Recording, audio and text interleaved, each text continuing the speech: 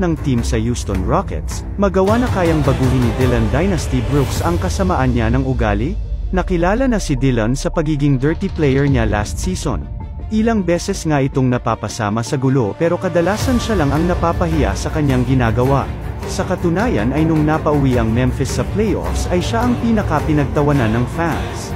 Inaasahan nga sana na pagdating ng bagong season ay magbabago na ito pero mukhang matigas pa rin ang ulo at madumi pa rin ang laro.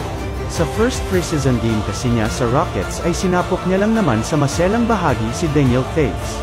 Classic niyang ang galawan niyan at ang pangit pa ay may nasasaktan din siyang ibang player. Dahil nga sa ginawa niya ay ejected ito agad sa first quarter pa lamang matapos tawagan ng flagrant 2. Pero kesa mag-sorry ay sinabi lang niya na pinagkakaisahan daw siya ng NBA. Sa tingin mo ba magbabago pa si Dillon Brooks? Comment down below.